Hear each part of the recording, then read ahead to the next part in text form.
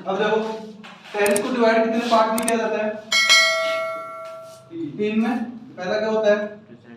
Present. दूसरा कौन सा होता है? पास्ट। और तीसरा कौन सा होता है? अब एक चीज का ध्यान रखना, फ्यूचर जो टेंस होता है इसको टेंस में नहीं गिना जाता है। इसको क्या करना पड़ता है कि टाइम को डिवाइड करने के लिए किसका यूज किया जाता है? फ्यूचर का। क्योंकि अगले 1 मिनट बाद तुम्हारे साथ क्या होने वाला है तुम्हें खुद को नहीं पता है। लेकिन जो ये 2 टेंस होते हैं इनमें जो काम पता है वही होता है। एक तो पास्ट का तो क्या होगा, तो तुम्हारे साथ हो चुका है, जैसे कल तुम्हारे साथ कुछ हुआ तो तुम्हें पता तुम्हारे साथ हुआ है। प्रेजेंट में तुम्हारे साथ क्या हो रहा है तुम्हें पता है, लेकिन इन फ्यूचर आने वाले 2 मिनट बाद तुम्हारे साथ क्या होगा किसी को कुछ पता नहीं है। जैसे अभी तुम्हें नहीं पता था कि तुम्हें एक साथ बिठा के पढ़ाया जाएगा, अभी नहीं पता था ना, तो इन फ्यूचर कुछ भी हो सकता है। इसलिए फ्यूचर टेंस को सिर्फ पार्ट में डिवाइड करने के लिए, किसमें? पार्टीशन में डिवाइड करने के लिए इसको बनाया गया है। और टेंस का मींस होता है टाइम। क्या होता है? टाइम। आपको हिंदी में बताया जाता होगा टेंस मतलब काल, ऐसे कुछ है ना, लेकिन इसका इंग्लिश में आप अगर इसकी डेफिनेशन लोगे तो टाइम का हमें जो सेंटेंस हमें टाइम की ओर इंडिकेट करता है कि कौन से टाइम की बात चल रही है, क्या चल रही है, उस हिसाब से क्या बोलते हैं, इसको टेंस बोलते हैं। अब प्रेजेंट में क्या होता है? प्रत्येक टेंस जो होता है वो 4 पार्टों में डिवाइड होता है। कितने पार्ट में डिवाइड होता है? 4 पार्ट में डिवाइड होता है। पहला जो होता है वो होता है सिंपल। क्या होता है? सिंपल। दूसरा जो होता है वो क्या होता है? कंटीन्यूअस। तीसरा जो होता है वो क्या होता है? परफेक्ट। और चौथा जो होता है परफेक्ट कंटीन्यूअस। अब इसके आगे अगर आप प्रेजेंट का नाम जोड़ो तो प्रेजेंट सिंपल, इसको मतलब इंडेफिनिट टेंस भी बोलते हैं। ठीक है, present indefinite, past indefinite, future indefinite, इसको सिंपल भी बोलते हैं। इसके आगे प्रेजेंट के जोड़ो तो प्रेजेंट के पार्ट्स हो जाएंगे, पास्ट का जोड़ोगे तो पास्ट के पार्ट, और फ्यूचर का जोड़ोगे तो फ्यूचर के पार्ट्स। अब आप एक चीज का ध्यान रखना, दुनिया के कोई से भी सिंपल टेंस जो होते हैं, चाहे वो प्रेजेंट का सिंपल हो, चाहे वो पास्ट का सिंपल हो, चाहे वो फ्यूचर का सिंपल हो, ध्यान रखना इस चीज का। अगर वो प्रेजेंट का सिंपल है तो फर्स्ट फॉर्म यूज होगी, अगर वो पास्ट का सिंपल है तो सेकंड फॉर्म यूज होगी, और अगर वो फ्यूचर का सिंपल है तो वापस फर्स्ट फॉर्म यूज होगी। ये है सबसे मेन चीज। अब एक चीज बता दूं मैं, सेंटेंस का एक स्ट्रक्चर होता है, कोई भी सेंटेंस बिना सब्जेक्ट, बिना मैन वर्ब और बिना ऑब्जेक्ट के कभी क्या नहीं हो सकता है? कंप्लीट नहीं हो सकता है। सब्जेक्ट और मैन वर्ब आ जाए तो भी कंप्लीट हो जाएगा, ठीक है, लेकिन इन दोनों का आना तो क्या है? कंपल्सरी है। अगर आप किसी सेंटेंस में आगे लगा दो ही, वे सेंटेंस क्या है? Not complete. समझ रहे हो? तो सेंटेंस का स्ट्रक्चर क्या चाहिए? सब्जेक्ट और मैन वर्ब तो चाहिए। अब कभी-कभी सिर्फ जो सिंपल सेंटेंस होते हैं, जो प्रेजेंट, पास्ट और फ्यूचर जो सिंपल टेंस है, उसमें कभी-कभी मतलब हेल्पिंग वर्ब का यूज नहीं होता, बाकी सब में किसका यूज होता है? हेल्पिंग वर्ब का। अगर आप नेगेटिव इंट्रोगेटिव में चले जाओगे तो इनका स्ट्रक्चर होता है, नेगेटिव का होता है सब्जेक्ट, हेल्पिंग वर्ब, फिर नोट, फिर मैन वर्ब और फिर ऑब्जेक्ट। ठीक है, अगर आप इंट्रोगेटिव की बात करोगे तो पहले हेल्पिंग वर्ब, फिर सब्जेक्ट, फिर मैन वर्ब, फिर ऑब्जेक्ट। आप इंट्रोगेटिव नेगेटिव की बात करोगे तो यहाँ पे सब्जेक्ट के बाद में क्या जोड़ दोगे? नॉट। और अगर आप डब्ल्यू एच वर्ड की बात करोगे तो हेल्पिंग वर्ब से भी पहले क्या जोड़ दोगे? W H word. इस तरह से तुम्हारे सेंटेंस की टाइप होती है वो 6 होती है। कितनी होती है? 6। पहले होता है सिंपल, फिर नेगेटिव, फिर इंट्रोगेटिव, फिर इंट्रोगेटिव नेगेटिव, फिर डब्ल्यू एच वर्ड और डब्ल्यू एच वर्ड नेगेटिव। तो कितने टाइप्स हो गई? 6 टाइप से सेंटेंस आपके बनते हैं। अब आपको मैं बता दूं, कोई भी चीज में जो मेन रोल निभाता है वो क्या होता है? सब्जेक्ट। सब्जेक्ट कुछ भी हो सकता है, प्रोनाउन का भी हो सकता है और नाउन का भी हो सकता है। जैसे आपका सब्जेक्ट महेश भी हो सकता है, वो महेश का प्रोनाउन ही भी हो सकता है, मतलब वह है। तो सब्जेक्ट कुछ भी हो सकता है, ठीक है। मेन रोल क्या होती है कि जिस वर्ड से आपकी बॉडी मूवमेंट कर रही हो, क्या कर रही हो? बॉडी मूवमेंट समझते हो? कोई काम अगर आप करते हो तो जिस वर्ड से आपकी क्या बॉडी क्या करती है? मूवमेंट करती है, वो हमेशा क्या होती है? मेन वर्ब होती है। कैसे? जैसे आप बोलो कि है ना, मैं गाड़ी चला रहा हूं, ठीक है। अब मैं, आप खुद क्या हो गए? सब्जेक्ट हो गए, आप तो खुद हो। गाड़ी क्या एक चीज है, लेकिन आपकी बॉडी मूवमेंट किस में कर रही है? चलाने में कर रही है ना। उसको ड्राइव कर रहे हो तब कर रही है, चलाने में कर रही है, हाथ हिल रहे हैं, कभी पैर, मतलब पैर से ब्रेक ले रहे हो, कभी कुछ कर रहे हो। तो मूवमेंट किसी स्पेलिंग में? चलाना। किसमें वहां? चलाना। और चलाना क्या होगी तुम्हारी? Main verb. जैसे आप बोलो कि मैं पतंग उड़ाता हूं, अब तुम खुद तो एक सब्जेक्ट हो गए, पतंग कोई वस्तु है, ठीक है, लेकिन आपकी बॉडी मूवमेंट किस में कर रही है? फ्लाइंग में कर रही है ना, उड़ाने में कर रही है। तो जिस, इतना ध्यान रखना कि मेन वर्ब क्या होती है? जिसमें आपकी बॉडी मूवमेंट करे। क्या करे? बॉडी मूवमेंट करे, वो हमेशा क्या होती है? मेन वर्ब होती है। और जिस काम के लिए बॉडी मूवमेंट करती है, जिस चीज के लिए बॉडी मूवमेंट करती है, वो क्या होता है? ऑब्जेक्ट। जैसे आप हाथ पैर हिला रहे हो, किसके लिए रहे हो? गाड़ी चलाने के लिए आ रहे हो, तो गाड़ी क्या होगी? एक ऑब्जेक्ट हो गया। चलाना क्या होगी? मेन वर्ब होगी। तुम बैठे हो, वो क्या हो गए? सब्जेक्ट हो गए। अब आप बोलोगे सर इसमें हेल्पिंग वर्ब का तो कोई रोल नहीं है। अब जैसे मैंने बोला मैं गाड़ी चला रहा हूँ तो मैं किसी टाइम की बात कर रहा हूँ, किसकी बात कर रहा हूँ? टाइम की, कि मैं अभी चला रहा था या मैं पहले चलाऊंगा या कब चला रहा था। तो अगर मैं प्रेजेंट की बात कर रहा हूँ तो उसमें प्रेजेंट की हेल्पिंग वर्ब, देखो हेल्पिंग वर्ब का रोल क्या होता है? Is am are was were has have had ये सब क्या होती है? हेल्पिंग होती है। लगभग 24 के आसपास होती है, जिसमें आपके मॉडल्स भी जुड़ जाते हैं। कैन है ना, कैन हो गया, माइट हो गया, मस्ट हो गया, सब की सब क्या होती है? हेल्पिंग वर्ब होती है। हेल्पिंग वर्ब हमें किस चीज की ओर इंडिकेट करती है कि टाइम कौन सा चल रहा है। अगर आप इज एम आर लगाओगे तो आप प्रेजेंट की बात कर रहे हो। उसी चीज में अगर आप वोज वर यूज कर दोगे तो किसकी बात करोगे? पास्ट की बात करोगे। शैल या विल यूज कर दोगे तो फ्यूचर की बात करोगे। तो समझ में आ गया सब्जेक्ट, मैन वर्ब और हेल्पिंग वर्ब क्या चीज होती है ना। अब देखो अपन सबसे पहले हमारे 3 टेंस को छोड़ते हैं क्योंकि इनमें थोड़ा सा अदर चलता है ना।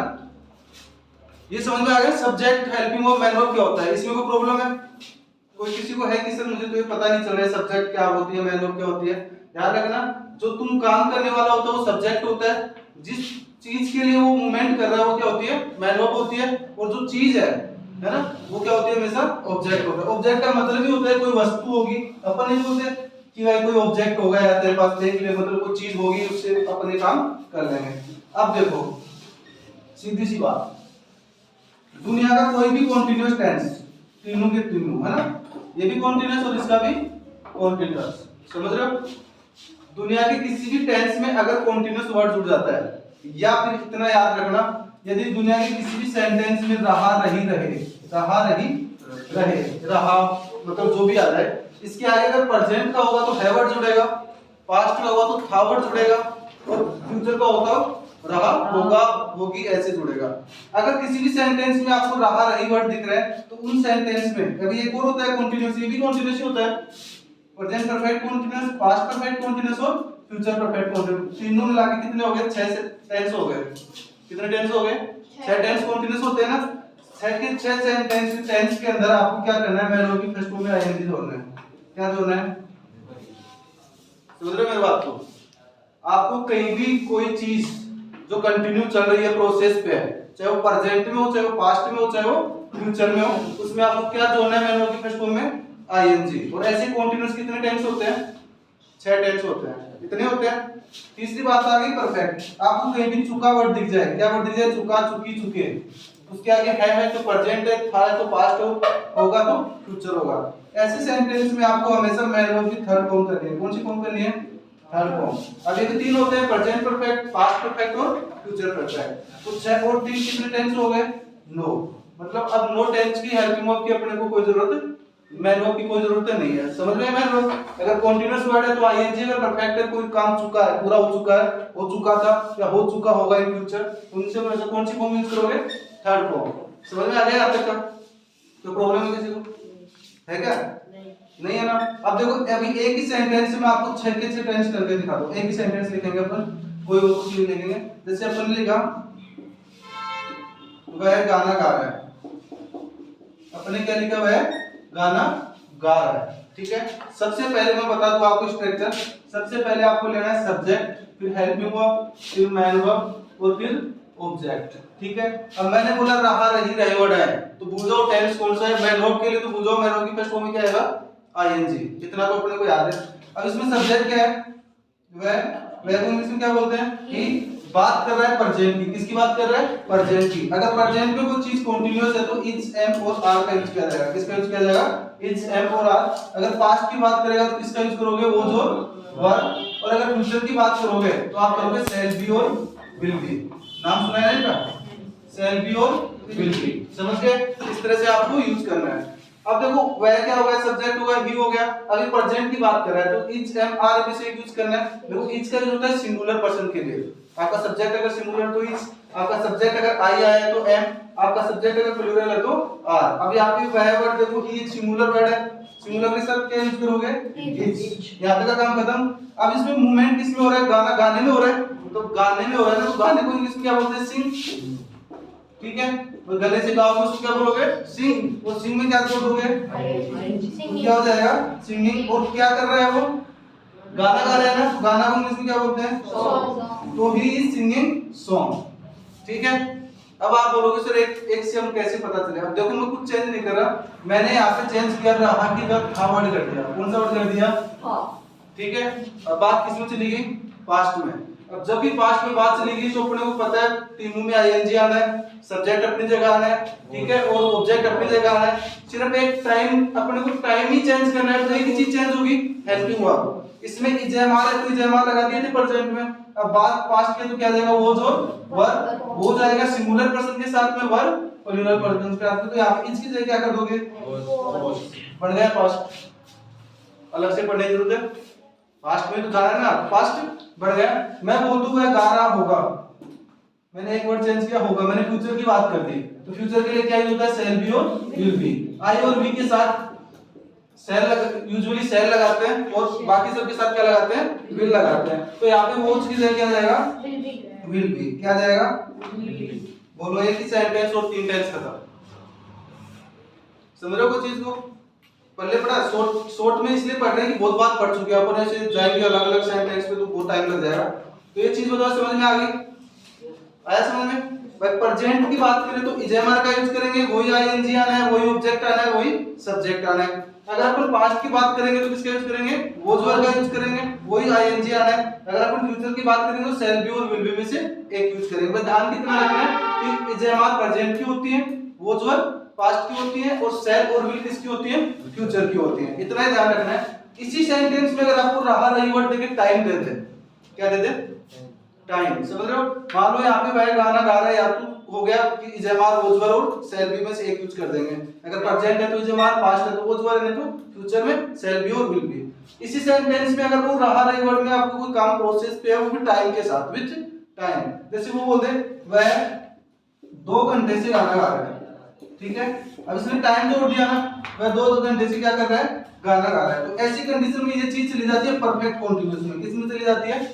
परफेक्ट कॉन्टिन्यूअस में, जहां पे आपको दो टाइम को बताने के लिए आपको दो चीजें यूज करनी पड़ती है, एक सिंस और एक फॉर। नाम सुना है सिंस और फॉर का? सुना है ना?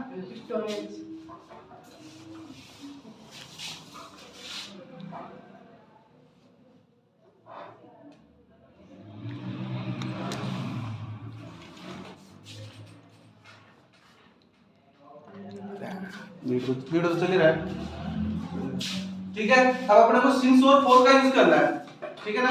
अब सिंस का यूज होता है पॉइंट ऑफ टाइम। क्या होता है? पॉइंट ऑफ टाइम का मतलब होता है निश्चित समय। क्या होता है? निश्चित समय। और फॉर का यूज होता है period of time. Period of time का मतलब होता है एक ऐसा समय जिसका अपन को पता नहीं हो। हम आपको बताओ पॉइंट ऑफ टाइम कौन कौन से होते हैं। अगर आपको किसी ने बोला 2 घंटे से, ये है पीरियड ऑफ टाइम। अगर आपको कोई बोले 2 बजे से, वो है पॉइंट ऑफ टाइम। समझ रहे हो? अगर कोई चीज आपको बोलते 2 घंटे से, 3 घंटे से, 4 घंटे से, घंटा वर्ड आ जाए, वहां पे पीरियड ऑफ टाइम 4 का यूज होगा। लेकिन अगर बजे से आ जाए, ओ क्लॉक आ जाए, 2 o'clock, 3 o'clock, 4 o'clock, वहां पे किसका? सिंस का यूज होगा। अगर आपको कोई बोलते 2 दिन, 3 दिन, 4 दिन से, ठीक है ना, दिन से, तो आपको 4 का यूज करना है। लेकिन आपको कोई बोलते संडे, मंडे, ट्यूसडे, है ना, संडे से, मंडे से, ट्यूसडे से, तो आपको किसका यूज करना है? सिंस का यूज करना है। अगर आपको कोई बोल दे 1 महीने से, 2 महीने से, 3 महीने से, तो आपको 4 का यूज करना है। लेकिन आपको कोई बोल दे जनवरी, फरवरी, मार्च, अप्रैल, मई, जून, जुलाई, महीने का नाम आ जाए, तो किसका यूज करना है? सिंस का यूज करना है। अगर आपको कोई बोल दे सुबह से, शाम से, रात से, दिन से, मतलब सुबह, शाम, रात, मतलब जो डे के जो पार्ट्स होते हैं, मॉर्निंग, इवनिंग, आफ्टरनून, नून, जो भी होता है नाइट, उनके लिए सिंस का यूज करना है, ठीक है, क्योंकि वो निश्चित हो गया। समझ गए ना? सिंस और फॉर में कहां पे यूज होगा? जहां पे घड़ी का समय आ जाए 2 बजे, 3 बजे से, तो आपको यूज करना है सिंस। लेकिन अगर जैसे 2 घंटे, 3 घंटे, तो यूज करना है फॉर।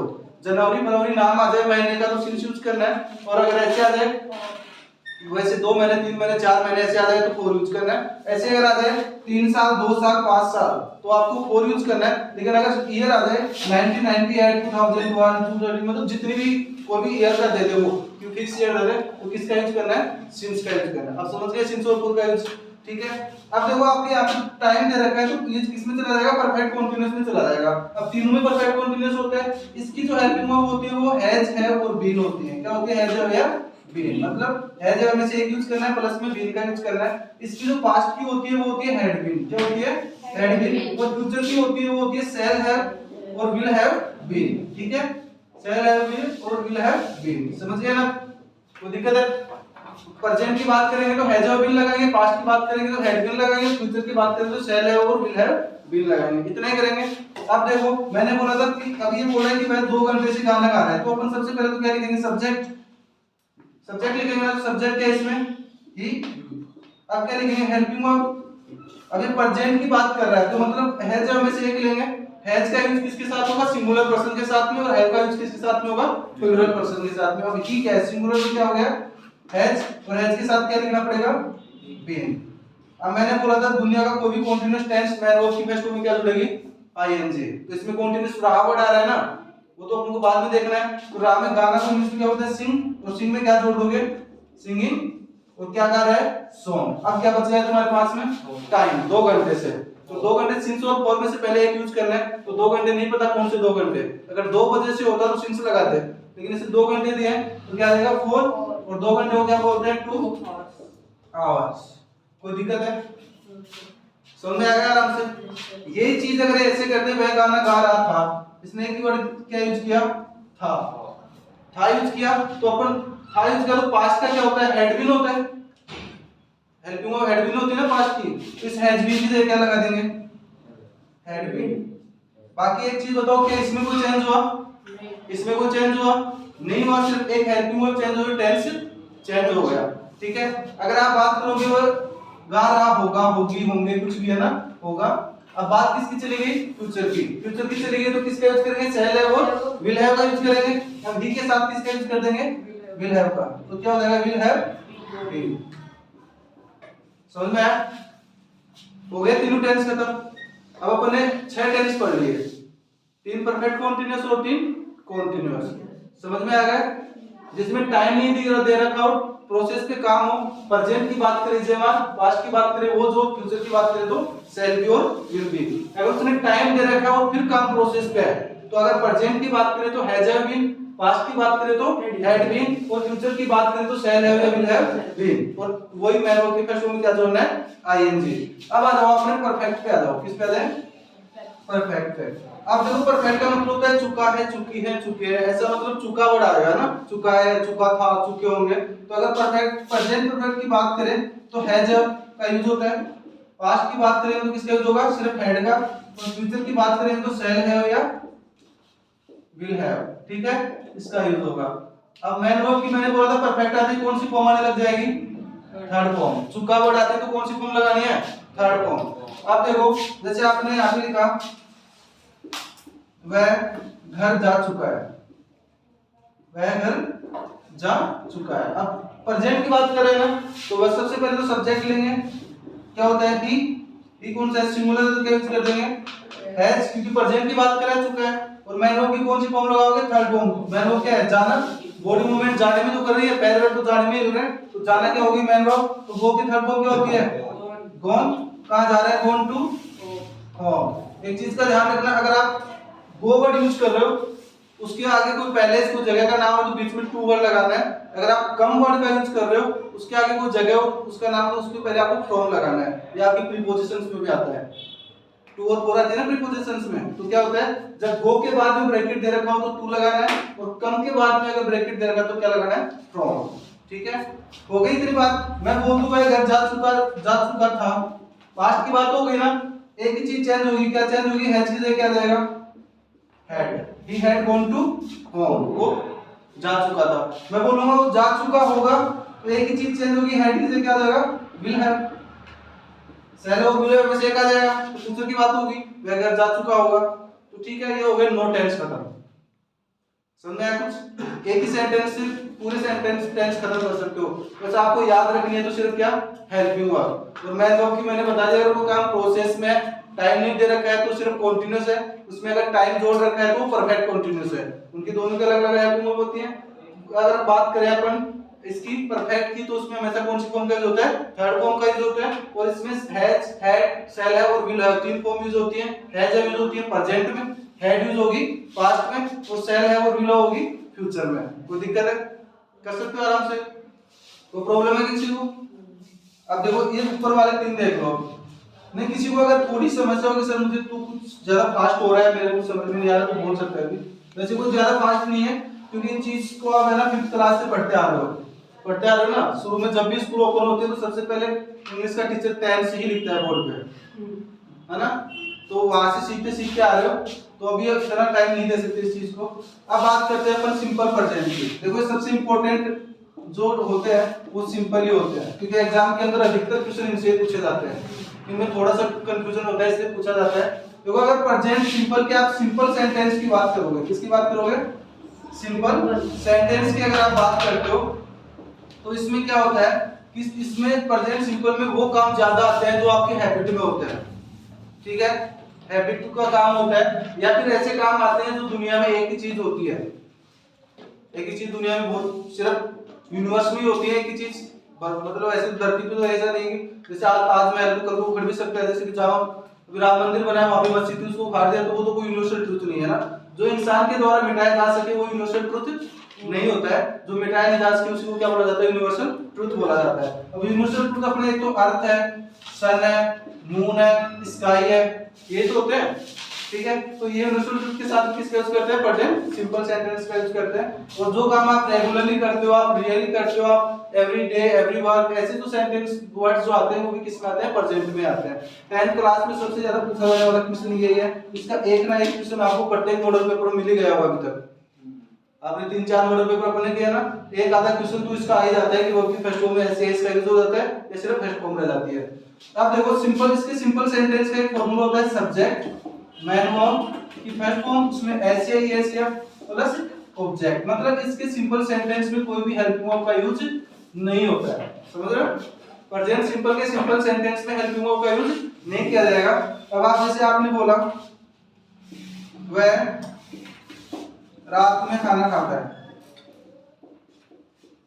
आपने क्या बोला, वह रात में खाना खाता है, मतलब इसकी पहचान क्या होगी कि है वर्ड आएगा, ता है, ती है, ते आएगा तो प्रेजेंट है, ता था, ती थी, ते थे, ये या ये आएगा तो पास्ट है, और गा गे गी आएगा तो क्या होगा, फ्यूचर होगा, होगा होगी, वह रात में खाना खाता होगा, ऐसे कुछ आ जाए, ठीक है। अब देखो सबसे पहले क्या लोगे, सब्जेक्ट। सब्जेक्ट क्या है कि अब आपको ये कंफ्यूजन दूर करता हूं आपका, ऐसे ऐसे मैन वर्ब की फर्स्ट फॉर्म में कैसे यूज होगा।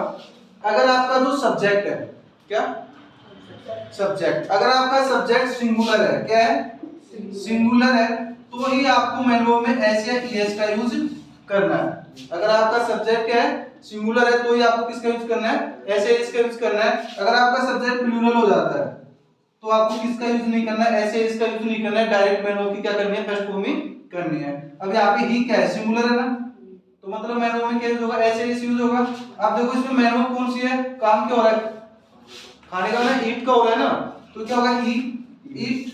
अब ये क्या है, सिंगुलर है तो इसमें क्या जोड़ दोगे, एस। अब आप बोलोगे ये नहीं पता चले एस कहां जोड़ेंगे, एस कहां जोड़े, भी कंफ्यूजन है। तो अगर किसी भी मैन वर्ब के लास्ट डिजिट में S H C H O X Z या डबल एस है तो ईएस लगा दो, और इनमें से नहीं है तो क्या लगा दो, एस। अब इस ईट में देखो एटी है लास्ट में, ना एस एच है, ना सी एच है, ना ओ है, ना एक्स है, तो क्या लगा दिया हमने, एस। अगर इनमें से इस वर्ड में से कुछ वर्ड हो तो क्या लगा था, ईएस लग जाता है, ठीक है। जैसे आप गो में जोड़ते हो तो गो में क्या है, ओ वर्ड आ रहा है ना, ओ आ रहा है ना, तो ओ आएगा तो क्या लगेगा, ईएस, इसलिए क्या बन जाता है, गोस। देखा है ना बढ़ते हुए। इसका रीजन ये है कि इन में से कोई डिजिट में से इसमें आ जाता है तो लास्ट में तो आपको ईएस लगाना, वो नहीं आता है तो सिर्फ एस यूज करना है। फिर आप ईट्स हो गया, क्या खा रहा है, फूड, कब खा रहा है, इन नाइट, समझ गए, समझ गए ना। इसी चीज को अगर मैं कर दूं खाता था, है ना, देखो सिंपल सेंटेंस कब होगा प्रेजेंट का, जिसमें ना तो कोई नेगेटिव वर्ड यूज हुआ होगा, ना कोई डब्ल्यू एच वर्ड यूज होगा, सिर्फ सिंपल सी बात होगी। अब पास्ट में हो जाएगा तो कैसे होगा, वह रात में खाना खाता था, ये हो जाएगा ना। अब रात में खाना खाता था मतलब पास्ट की बात होगी, और पास्ट में अगर सेंटेंस सिंपल सेंटेंस है तो उसमें हमेशा वो किस सेकंड फॉर्म का यूज करोगे, किसका यूज करोगे, सेकंड फॉर्म का। अब इस ईट की जगह आपको सिर्फ सेकंड फॉर्म लगानी है। ईट की सेकंड फॉर्म क्या होती है, एट, क्या होती है, एट, ईट एट ईटन। ये किस में चला गया, सीधा का सीधा पास्ट में। अगर आप बात करोगे वह रात में खाना खाता होगा, प्रेजेंट की बात हो गई ना, पास्ट की फ्यूचर की बात हो गई, तो आपको सिर्फ यहाँ पे सेल और विल में से एक लगाना है। अगर आप यहाँ पे विल और वापस फर्स्ट फॉर्म कर दोगे, will eat food in night, तो क्या हो जाएगा, फ्यूचर, समझ गए। ये तो इसके सिंपल सेंटेंस। अगर प्रेजेंट के आपको नेगेटिव सेंटेंस आ जाते हैं, आपको बोले वह रात में खाना नहीं खाता है, क्या बोल दिया उसने, वह रात में खाना नहीं खाता है। तो जैसे ही आपका सेंटेंस नेगेटिव और इंट्रोगेटिव होता है तो आपकी दो हेल्पिंग वर्ब यूज होती है, डज डू और डज प्लस में नॉट, और अब आपका एस या एस भी हट जाएगा, सिर्फ मैन वर्ब की कौन सी फॉर्म आएगी, फर्स्ट फॉर्म। समझ रहे हो, सेंटेंस जैसे नेगेटिव या डबल एस वर्ड होगा तो जो आप ये एस या एस का यूज कर रहे थे उसका यूज अब नहीं करना है, डायरेक्ट क्या हो जाएगी मैन वर्ब की फर्स्ट फॉर्म, ये हट जाएगा, और इस मैन वर्ब से पहले आपको किसका यूज करना है, हेल्पिंग वर्ब का, जो स्ट्रक्चर अभी भी कॉन्टिन्यूअस में पढ़ रहे थे ना, subject helping verb man verb और ऑब्जेक्ट, अब सबका स्ट्रक्चर एक हो जाएगा।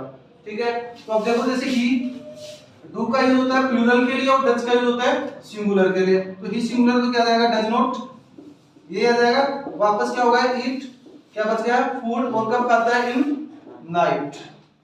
हो गया बात, वह रात में खाना नहीं खाता है। आपने बोला रात में खाना नहीं खाता था, अब इतनी देर तो तुम सेकंड फॉर्म लगा रहे थे तो सिंपल था, लेकिन अब इसमें भी चेंज हो जाएगा। जैसे पास्ट सिंपल का नेगेटिव स्ट्रक्चर आता है तो उसमें एक हेल्पिंग वर्ब आती है डिड प्लस में नॉट, और जो मैन वर्ब की सेकंड फॉर्म कर रहे थे वो वापस किसमें चेंज हो जाती है, फर्स्ट फॉर्म में। किसमें चेंज हो जाएगी, फर्स्ट फॉर्म में। तो आप इसको कैसे बना दोगे, he did not eat food in the night. समझ गए, अगर आप फ्यूचर की बात करोगे तो विल नॉट कर दो, और वही फर्स्ट फॉर्म, उसमें तो पहले से फर्स्ट फॉर्म थी, तो फ्यूचर की बात हो जाएगी। तो ये तो था तुम्हारा टेंस स्ट्रक्चर, समझ में आया तुम्हारे, कुछ ज्यादा फास्ट पढ़ियो, कुछ नॉलेज हुआ किस तरह से पढ़ते हैं। ठीक है, और अब तुम्हारे जो एग्जाम में आते हैं वो आजकल ऐसे नहीं आते हैं कि तुम्हें एक सेंटेंस दे दिया और तुम उसकी क्या बना दोगे, इंग्लिश। अभी आपको क्या करेगा, इस चीज को ऐसे हटा देगा, इस ईट को वो कोष्टक में कर देगा और बोलेगा इसमें भरो। समझ रहे हो, क्या कर देगा, ही dash eat food in night. ठीक है, अब आपको एक चीज देखनी है कि इन नाइट वर्ड आ रहा है, मतलब वो रात में खाना खाता है, उसकी क्या बनी है, एक हैबिट बनी हुई है, वो रात में क्या खाता है, खाना खाता है। तो मैंने बोला था हैबिट हमेशा किस में आती है, प्रेजेंट सिंपल में आती है। अब आप इसमें देखो, इसने कोई नॉट वर्ड तो यूज किया नहीं, मतलब सिंपल ही बनाना है इसको। तो सिंपल का एक फॉर्मूला होता है कि अगर सब्जेक्ट आपका सिंगुलर है तो ऐसे इसका यूज करना है, नहीं है तो नहीं करना है। प्लूरल, अब देखो ये सब्जेक्ट सिंगुलर है, ईट में क्या जोड़ दोगे, एस, ईट्स, तो ये एक नंबर का आता है। समझ रहे, वहां पे आपको इस तरह से याद रखना है कि आपको रूल लिखा रखे हैं ना, कल पढ़ाए ऊपर पढ़ाए थे ना, कल जो रूल्स पढ़ाए थे 10 रूल पढ़े थे ना आपने, वो उसी के हैं। ये तो इसलिए समझाया कि आपको पता होना चाहिए कि कौन से टेंस में कौन सी हेल्पिंग वर्ब यूज होगी, कैसे होगी, कुछ समझ में आ गया क्या, समझ में कोई दिक्कत नहीं है ना किसी को भी।